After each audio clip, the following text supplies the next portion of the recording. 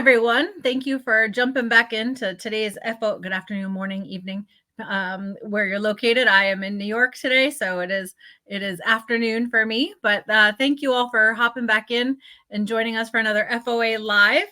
You'll notice that I am solo today without my co-president Rush Olney. He is off at a charity golf tournament that's running a little late today, so we will miss him today, but welcome him back next week. And lots to cover in some brief housekeeping today. And then I want to welcome our two awesome guests to the show. So housekeeping. So FOA, we continue really to have phenomenal growth and success and really appreciate all of your support. As always, these shows every week are meant to be interactive. So I am going to keep an eye on the comments. If you're on with us, say hello. If you have a question, comment, anything, please feel free to chime in and we'll make sure that if we can address it here on the call, I will follow up with you afterward. We always do start out by doing some housekeeping before we jump into the conversation for the week. And so we have a lot going on over the next several weeks.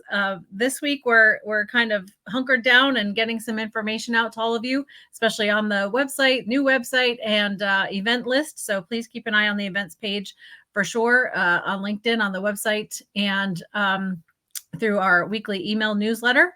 And in terms of what's actually coming up next Monday, I will hit the ground in Austin. So I'll be in Austin when we do this show. Tuesday and Wednesday, Freedom Capital Markets has a 2-day family office summit. So excited to, I actually get to speak on, moderate a panel there on clean energy, renewables, and really the trends in the space. But Freedom Capital, thank you in advance for having me. They always do such an incredible job. And Marcia Nelson, you're phenomenal. So very excited to see you. And then some of us are hopping out for a couple of days for a charity event in the St. Pete's area in Florida, and then going back to Austin for the F1. So if you'll be in Austin for F1, please let us know and look forward to seeing you. The week after that, Kansas City, if you're on with me today, we are going to be having a mini summit in Kansas City. The evening of the 24th of October, we have our monthly pickleball evening. And so we'll be at Chicken and Pickle in Overland Park. And then on Wednesday, we're actually having a mini summit for the afternoon from 12 to 5, where we will be hearing from some innovation speakers, some thought leaders. We have a great lineup on the 25th, and that'll be at Rye on the Plaza. We have announced the dates and locations for our holiday parties for Connecticut, New York, Kansas City, Beverly Hills, and then we'll be on to Miami for Art Basel Week, with events from the 4th to the 8th in December. So again, please keep an eye on the website. If you have any questions, please let us know. And in addition, we'll actually be publishing events for much of next year, I think, through September. So we've got a lot to share with you. And we really want to focus on the thought leadership, the content we're sharing with you. And so you're going to see that the majority of the events going forward really will have that safe place to have fun, as Charles Smith has said to us before, and making sure that we are bringing you exceptional lineup of speakers as well. So today, I am actually very excited to be joined by Michael Gardner and Larry Martin. We were introduced some time ago by a mutual contact, and I've had the chance to get to know them. I actually got to meet them, and some of you did as well, as you were with us. If you were with us in Arizona in February during Phoenix Open Week, and had the opportunity to enjoy some of the hydration beverages that they shared with us in Phoenix, then you know that it was an amazing week and really a wonderful opportunity to get to meet this exciting company. And so Larry and Michael both have exceptional and very, very interesting backgrounds. I won't do them justice, so we're going to ask them in a moment to introduce themselves. And this really is a combination of innovation and mission. And so really, really excited to, as we roll out our peer communities, that will begin with our impact community, to begin with the conversation today that really is about making an impact and supporting the military. So with that, Chloe, if we can bring Michael and Larry in, and we'll get them introduced.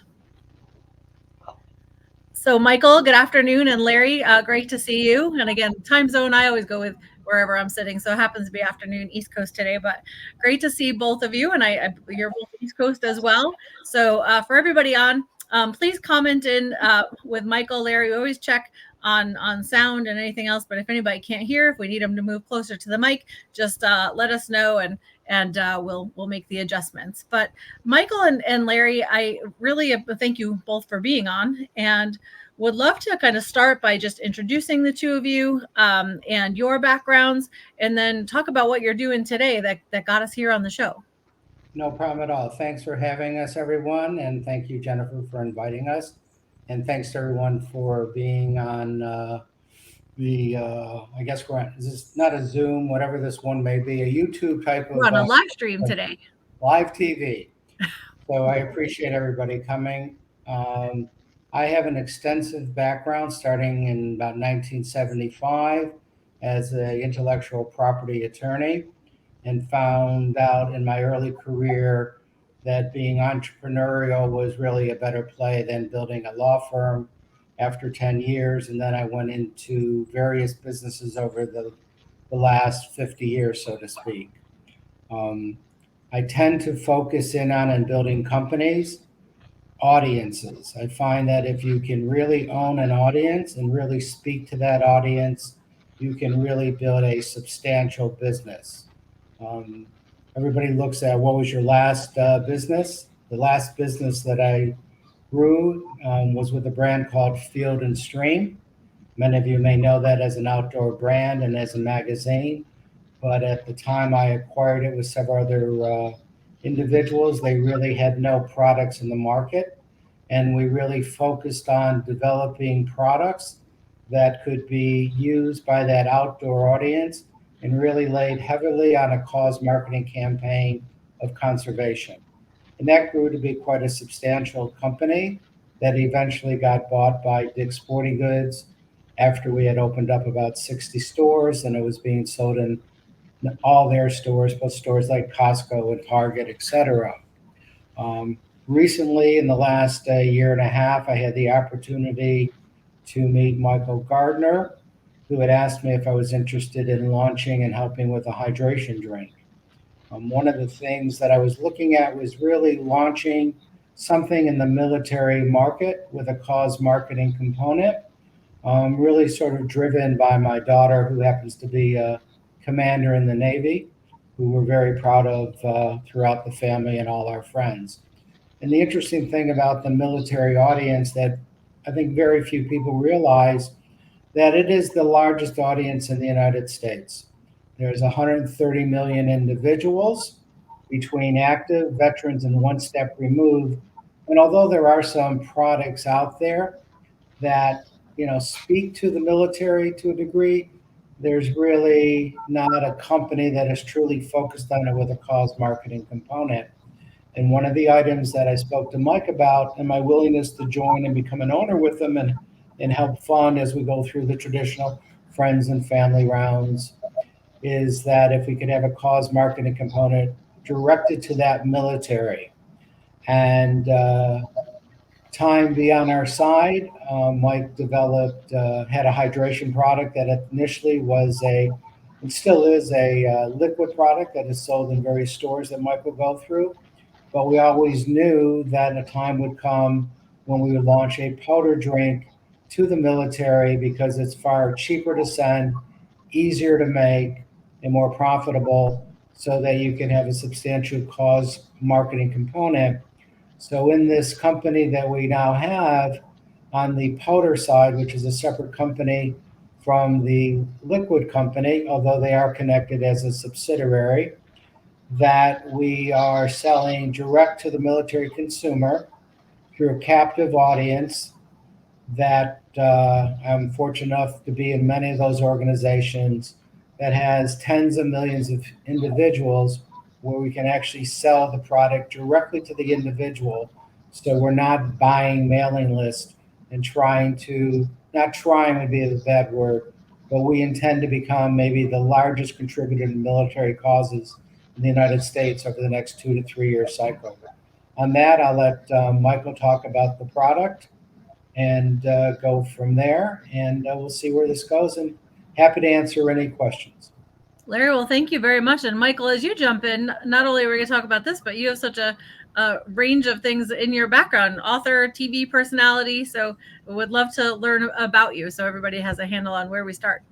Sure, Jennifer, thanks. And thanks for having us. And one of the things for me coming from an obese family, I saw my own family struggling with their weight from diabetes. My cousin my age was a juvenile diabetic blind. And just growing up in that environment, I really sought out to find out solutions, not be part of the problem, but be part of the solution. And I became a personal trainer, trained a lot of NFL, NBA players, and what have you. But my passion was always the find solutions to fight obesity. And one of the things that I identified is with the obesity, and no matter what we do in life, as an athlete, we're taught it's 90% mental, and nobody was really addressing behavior modification for weight loss, for what have you. What I did is I actually wrote a book. I was the Fox personality for Indianapolis. I would go on TV, radio, and I would share my mental fitness techniques. And it was an audio program with diet, exercise, right? That was only 10% of it, but 90% of it was mental. And nobody really had something that you could actually put into action with the application of audio program. There's a lot of science behind it, but neurolinguistic programming. Many of us in this world or entrepreneurs, it is about being able to take action, be able to follow through, and that's what I saw that nobody was really addressing. So I wrote the book, sold that. Home Shopping Network picked me up, sold the infomercial. They did the infomercial, and then I was on QVC, the shopping channel in Canada. And I'm like, what's next? So I'm going to do a reality show based off of my book. So that's kind of how that started. I actually did that. It was actually broadcasted on national TV. But the thing for me was when I was shooting the show, I actually saw an addressable market no one was really hitting. And there's all these energy drinks, energy shots and what have you, and they're really not good for you. And I just started talking to consumers like, and I was in this supplementation and what have you, but nobody really was addressing a healthy alternative in this space.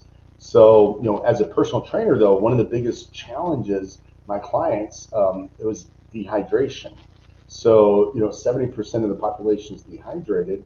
And for me, it was, really connecting that dot and then looking at the space and the landscape of the beverage industry. And for me, it was finding something, that plant-based was something nobody was really addressing. And there's a lot of science behind plant-based. You're seeing more and more people going plant-based. That's what's trending right now. When you look at inflammation, recovery, a lot of athletes are going plant-based. But also just every day. I mean, it's amazing. Just, when I saw that, I'm like, wow, that's it. Nobody's doing a plant-based hydration drink. So this is pre-COVID when I started putting it together. And what happened, I'm like, okay, elderberry, zinc, vitamin D, those were already in the formula before COVID.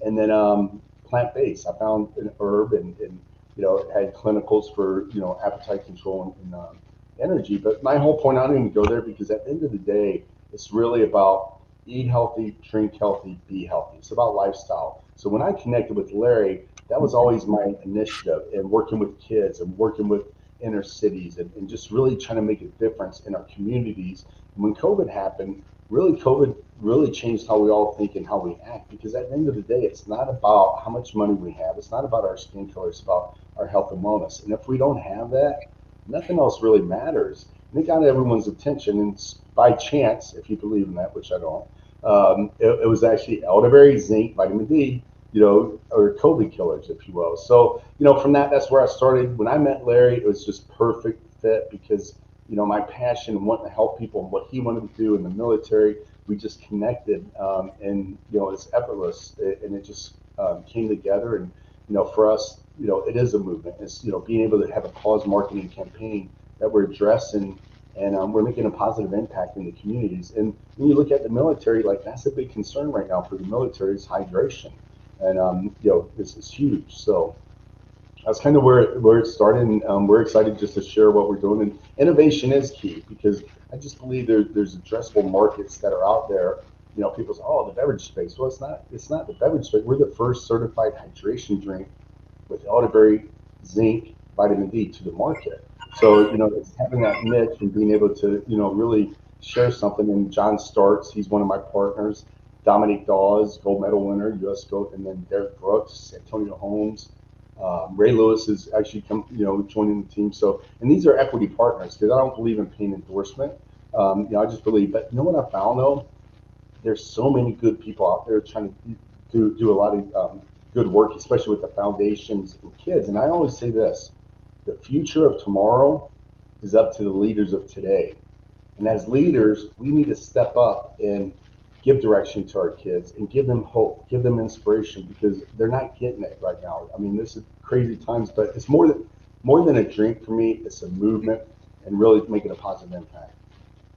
Well, thank you. And again, appreciate you both being on, and so interesting. I think, especially as for Family Office Association, we've been talking a lot about as we introduce our peer communities. Health and wellness is a huge one for us. The chairman of FOA, very committed to really helping families in fitness and nutrition, and is an ongoing contributor through his nonprofit globally. And so thank you again, because this is a topic we'll be spending a lot more time on, and with other guests. Specific to the company, you've sought a couple of very different distribution channels and customer base selections. So can you talk about how that kind of evolved and what you're seeing as next steps, and we'll take a deeper dive. Yeah, I mean, I think, you know, one of the things when I was on QVC, the shopping channel, HSN, and I learned about direct response. I'm here in Tampa, Florida, which there's a lot of direct response, a lot of infomercials, what have you. Some of the leaders in the industry are based out of here. But the one thing I learned about direct response is, you know, it was preparation for me because at the end of the day, cost per acquisition marketing, like when you can actually hit your audience, and like Larry's saying, we're targeting the military, but we have a unique way that we're doing it. It's not just going out there spraying all over the place, but I actually, you know, started with Publix, you know, some other retailers, and we've been able to build that. And then the powder stick though was always something that we were going to come out with because that was something like Larry said earlier, we could scale that. It was you know, something that the shipping costs and what have you, you know, is more affordable. But then, you know, there's other niche markets within the military, even like the MREs and different things of that sort. So, you know, it just opened up a lot of possibilities. But at the end of the day, you know, the whole military needs platforms that we're partnering with.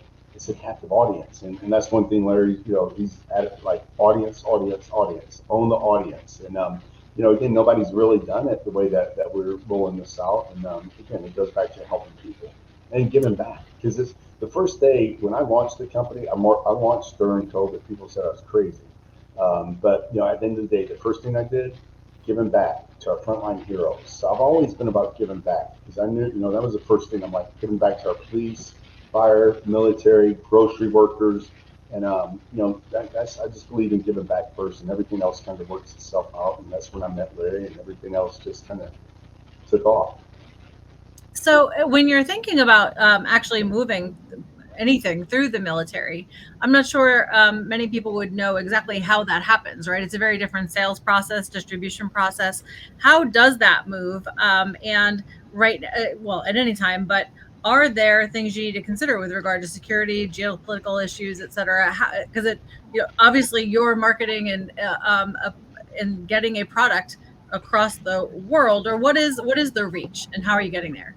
Let me just sort of make a distinction between when you're selling to the military and when you're selling to military members. We're doing both.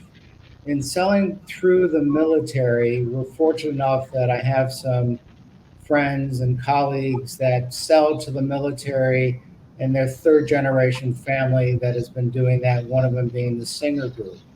Another individual that's joined our company is General Keith Thurgood, a two-star general that retired in and he serves on another board with me. And his last career within the military was he was in charge of the military commissaries in DECA. So those two individuals have really helped us sell into the military, and we're going through the process of getting approved by the commissaries and the PXs. And that is I don't want to say it's a long road, but it's more like a retail road. And then when we want to sell into the MREs, which are the packs that all military people carry when they're going into war or on the battleships, that's another process that we're going through. And for that, you need a DoD manufacturer that we have, and we have that in the powder. But the other market that we're going after at the same time is something that we can control. The other ones, like retailers, you're subject to the buyers. You're same in the military, you're subject to the buyers, and we'll call it that corporate mentality. In the what we call direct to the military consumer, our strategic partners already speak to their members on a daily basis. So organizations such as Sandbox or Navy Federal Credit that everybody's familiar with, or USAA, they already have that military member, be it active, a veteran, or a family member that they speak to on a regular basis. So that's what we call direct to. It's not like we're going out and buying a list of individuals, and hopefully there'll be some military individuals on it. In this model that we're using, what we call direct to military, it's to the captive audience of that organization. So when they send the email or the push notification, whatever word you want to use, it's coming from their organization, not from us directly. I mean, we're supplying the words and we're supplying the product, but they're helping us on the messaging, and they're sending it to their constituents.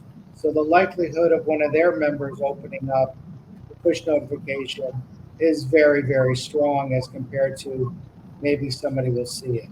So within the military, there's two markets that we see. We'll call it selling to the military, which we're doing, which is I don't want to call it a tedious process, but a long process, and you have to know how to do it. Where in the direct to military, it's something we can control because we have a captive, we have a fulfillment company that is military owned, we have a funnel company that's military owned, we have the merchant accounts through another military owned company. So we're very focused on being able to control our own destiny because we have about 30 million email addresses already out of 130. We should be so fortunate that everyone buys one, and then we'd be looking for like some billionaire to come in and say, "I'll give you all the inventory you need." But right now, we're very optimistic. Mike's developed a great product. It serves the need of hydration, which is a strong component, and it's in a powder format, which is easy to transport, and it has a long shelf life, which also is very, very good in any market you're in, so you don't have to get a lot of returns, etc. So one of the things too, and Jennifer, when we were talking earlier, you had mentioned, oh, is it like a sports drink? And one of the advantages, so we're not a sports drink. We're lifestyle hydration because a lot of people don't realize a lot of these sports drinks, they're the replenish. They're not something you should be drinking throughout the day. Plus, we have electrolytes on top of that with low sodium. So at the end of the day, we're not just hydration. We have the elderberry and other ingredients, but also when you look at, we call it a beverage with benefits because there's more than just hydration, more than just elderberry or immune boosting ingredients. So I think to Larry's point too, with that audience and just the response that we're already getting, it's educational too because we want to have PR attached to this. So we're launching November 11th, which is Veterans Day, in Las Vegas at a military influencer convention, and we're actually having that's in Vegas. Then December 2nd, we have a race car, and it's an open wheel sprint. Tony Stewart and some other big time drivers are going to be there. We're actually recognizing our military hero into that car, and PR, what have you. But just giving back and recognizing that our military, and just giving them appreciation. But more importantly, we're putting our money where our mouth is because 10% of all our sales go back into different foundations. And the one thing Larry and I are 100%, we're not donating to foundations that the money's not gone to the military. So, we're very adamant about that. So we make sure we do our research and where the money's gone and account for it. Well, you've mentioned that, and that obviously goes straight to the heart of the mission side of what you've spoken about. And in addition to, I know your personal efforts, both of you have a lot of different ways you contribute. So with that in mind, though, when you're kicking off a startup effort of any kind and looking at rapidly scaling and trying to pull out that percentage for mission, the economics become tricky, right? So can you walk through a little bit how? And we'll keep it fairly general. Everybody's is very transparent environment. So I always say, as I'll to everybody on and to our council who will be listening, but we're not so avoiding deal making or anything else. In general, as you're scaling a business like this, you mentioned earlier, Larry, friends and family. The business we've talked offline will go through raises at periods of time, and I think generally can say that if somebody wants information about companies and raising, Larry and Michael have both been very generous to say happy to accept emails, happy to connect you for information about how everything we're talking about works. But just how do you break it down so that this is a difficult, people perceive this at least as a difficult space, certainly in retail. So how do you make this work? Well, the way that we felt to minimize the risk is that high risk when you're doing beverages and selling into retail. A lot of competition, a lot of shelf space. It's so crowded you can't even figure out who's there half the time. What we did is we have a separate subsidiary that we were fortunate enough to be able to fund initially through ourselves to kickstart it. And we're fortunate in that way, and we're now looking at different ways that are very traditional, that all companies look at funding, because the powder drink, although it's a spin-off, we'll call it, it's really a startup. But the big difference is that we know that market, we know that audience, we have the people we're going to, everybody involved in that end of the business is somehow tied into the military. So it's a true focus type of organization. And we've also been fortunate enough with our strategic partners where there's really no cost for us, because they're looking to support military charities as well. And the charities that we're looking at, 99%, I don't want to say 99%, but 95% is really going to that veteran and 5% to administration. And also we're very fortunate in the formulation that Mike has. It's also diabetic friendly. There's no sugars. It's keto friendly. It's just, as Mike said, a very healthy alternative. So the summary is... on that trademark, don't forget, Larry. What was that? Alternative. Yeah, the alternative trademark. Healthy alternative. So one of these.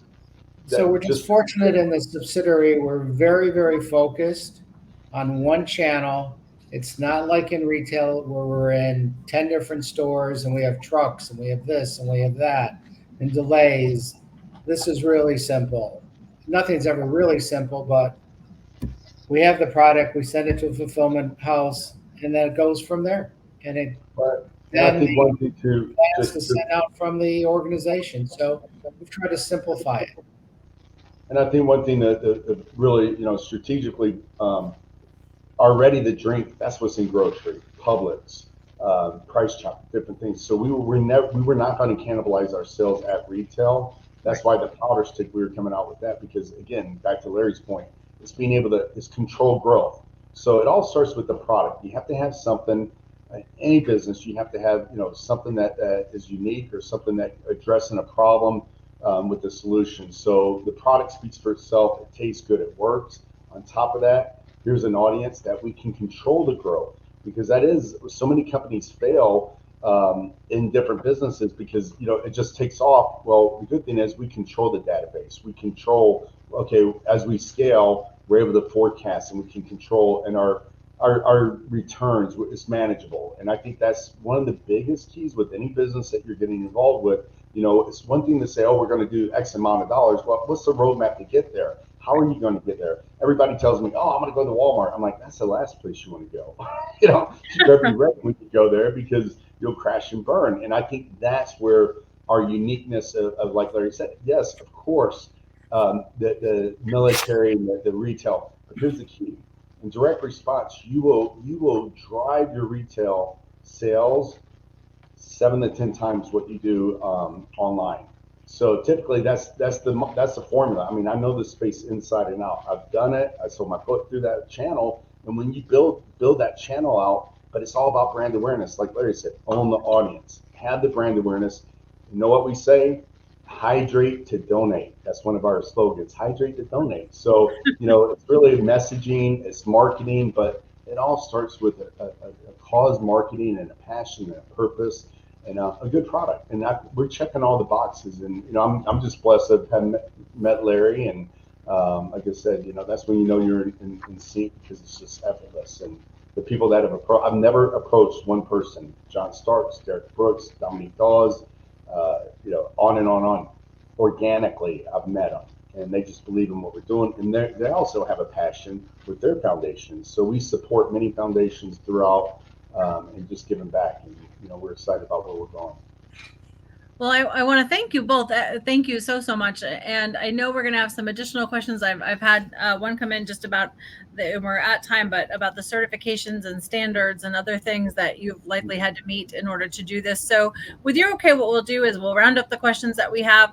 I'll send them your way. And again, we've already discussed, but you're very generous we will get some answers and we'll share them with everyone. And I know whether you see it on the Family Office Association LinkedIn page, or if you connect with Michael or Larry. Larry, I don't know if you love LinkedIn. I've never actually asked you if you're a LinkedIn person, but we'll suggest people connect with you. Well, here would be my answer to that. So I'm not on LinkedIn. I'm not on Facebook. All right, so connect with Michael. We'll make sure. But one thing you have here, Jennifer has my emails and my phone numbers. I'm always there to take a phone call or anything like that. I'm more of the old-fashioned person. I'd rather talk to somebody or see somebody and get something across the line than kind of just, here's an answer in email. So I'm always available. Mike will tell you that I have some pretty weird hours that I work on, but that's a crossover from my field and stream days, because when you're going out for ducks in the morning, you're not getting up at 10 o'clock in the morning. You're up at 3 a.m. going out to get that duck. So that's kind of my lifestyle, and really looking to make a dent, and hopefully we can answer a lot of questions. And hopefully if you don't join us, that you also support the military, especially in today's times. And everybody obviously knows what's going on in the world again.